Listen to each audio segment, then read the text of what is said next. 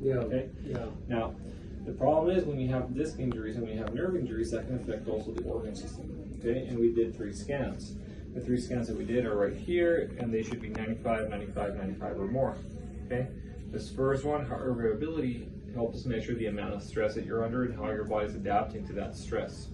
So right here, let me show you this result with this scan, okay? This scan right here is the same result that you were seeing in the front. It's showing the autonomic nervous system. The autonomic nervous system, you're recording this? Perfect. Okay, so the autonomic nervous system is divided into sympathetic and parasympathetic, okay? Sympathetic is your fight or flight response, and parasympathetic is your rest, digest, and repair system. They should be balanced over the central line and high functioning up here in this normal brain zone.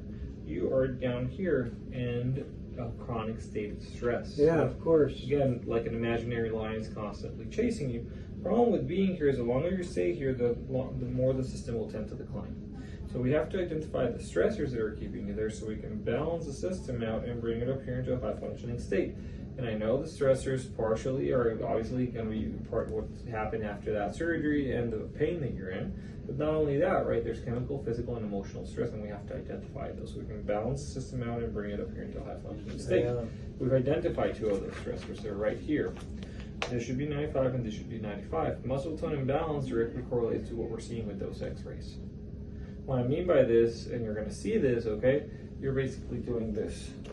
So your muscles are constantly overworking just to try and maintain your presence with gravity, okay? Now you're sitting down, so you're sort of cheating just by sitting down, but obviously you're doing this because you have no strength in your legs, or no functioning, or very little functioning of your legs.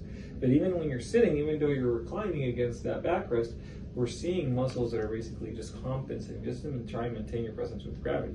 And even though you're sitting down, you don't really have any armrests, so you're still having to sit upright, right? Yeah. There's still that component of the muscles.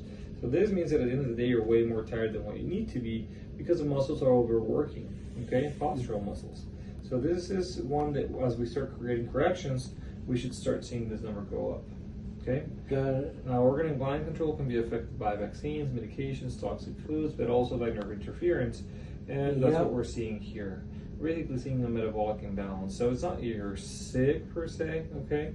It's just you're not really healthy. We have to get you up here into a healthy state. You're in a chronic state of stress, you're fatigued, and you're metabolically imbalanced into more of a catabolic state. That means that you're destroying more cells than you're building up. Yeah. So we want to make sure we get you up into a healthy state. Okay? Yeah. That would be bringing you back to above 95 if possible. That's the goal. Okay? Now with that being said, you have some arthritis in the spine, okay? That means that there's some degeneration occurring in the spine, and again, that didn't occur just from the surgery, right? That's coming all the way back from when you're a little kid. We're all going to develop a certain level of arthritis in the spine because we're all fighting gravity, and we all have accidents and falls and whatnot, okay? So that can be temporary, and it's technically protecting you, okay?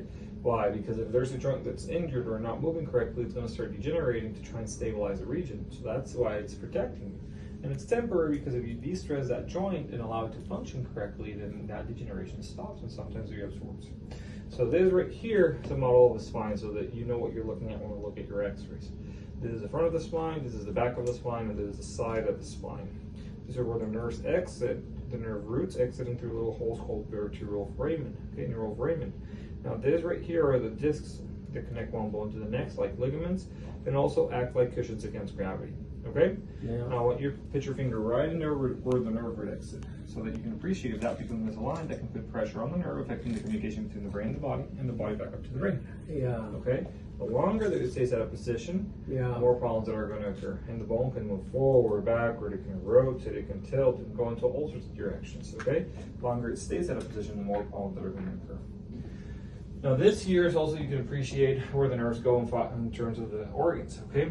You have basically straightening of the neck and a forehead carriage, and this right here where the nerves go to the neck, face, and head area. Also, there's nerves that travel through the neck down into the rest of the body, through the vagus nerve and the phrenic nerve, and that can be affected if the neck is affected. Now here you have the buckling and bending over the area of the nerves that go to the heart, okay? That's stress to the heart, we don't want that, okay? And then down here, you have some disc injuries, okay, and then you have a spinal cord injury that's affecting not only down into the leg functioning, but also digestive tract and reproductive system as well, okay? Yeah. Now, when we look at this is not you, okay, but just so that you understand what you're looking at when we look at your x-rays. What we're doing is we're marking the middle of the spine as we go down. Okay, that's what that white line is showing. Okay. Now, in this plane, we should be a straight line. We should be straight, okay? This is not straight. Understand that? Now this right here is the top area of the rib cage. This is where he has some buckling and bending. When this patient came in, he came in for low back pain, but guess what? He also had some heart issues that he wasn't really aware of. Why? Because there's stress to the heart here. He had some heart palpitations, some pressure in his chest, tightness in between the shoulder blades, and sometimes he goes short of breath even though he wasn't doing any physical activity. Out of nowhere. And he went away.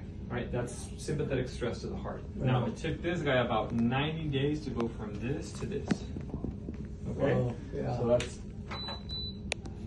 90 days for that correction. Now that's him. Let me show you you. This is you. Oh my gosh. Yeah. So you're basically leaning over into that left side, right?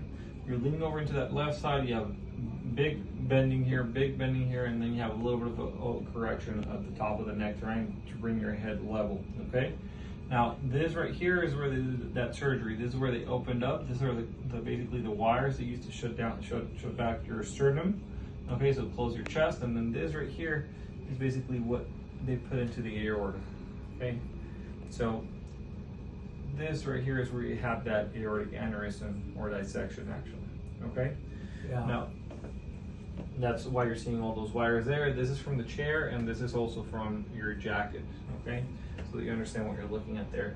But this right here, this is stress to the heart. We want to try and correct this and get you leveled out. Okay. Yeah. And the more we can get that brain body reconnected, the better you're going to see your posture, even when sitting. Okay. Now this right here is you sitting down, and you can see, similar to that X-ray, you see how you're tilting over into that left side, right?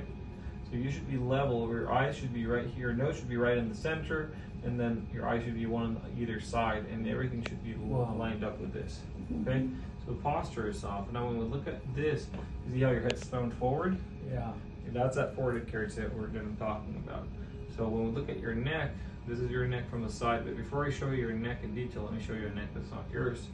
This is how close to a normal neck should look like. You're talking the curves in the front, top of the neck, or the bottom of the neck, every joint looking about the same size and shape, nice and smooth edges for the bones. Now this right here acts like a spring against gravity. This is how this patient came in. She came in with a reverse curve, okay, and a forehead carriage of about 1 inch. Now this right here is where the spinal cord travels, so it's the spinal canal, and that space is reduced. It's putting pressure on that spinal cord, which is not good. And it's also creating tension in that spinal cord, which is not good, because this is where the spinal cord is at rest. Just like my skin is at rest, it's folded. If I straighten it out, my skin stretches. If I bend it in the opposite direction, I really feel that tightening, right? That's basically what you're doing to the spinal cord when this happens. Now, it took this individual, this lady, about 60 visits to get that correction, okay? So that's this case. Let me show you. This is you. So you have a forehead carriage of about 60 millimeters. That's over 2 inches of forehead carriage. So your head's thrown forward, okay? Every inch that your head gets thrown forward is doubling the weight of your head on the neck musculature, okay? So that means that for your neck muscles, your head weighs about 30 plus pounds. Okay, that's a lot of stress to the neck area, but also to the neck joints.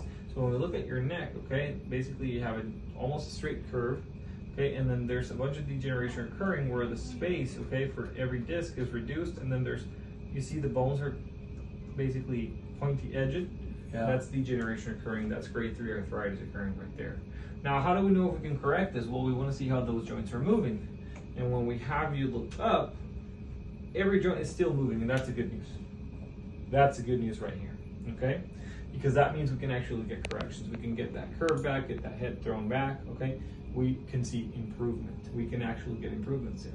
We can reposition that neck and get better communication between the brain and the body, which is really good news. Okay. Okay? Yeah. Now, this right here is you sitting up straight. What your brain thinks is you sitting up straight. Basically, again, have that bending of that, right? So there's muscles that are not firing correctly on both sides of the spine, and you're basically tilting over to the left. Yeah. Okay. Yeah. So we want to make sure we get that brain and body reconnected, so we get all those postural muscles firing better. Okay. And that's the way we're going to get the body and the brain to reconnect get better stimulation going down into those legs, okay, better nerve stimulation going on to those legs.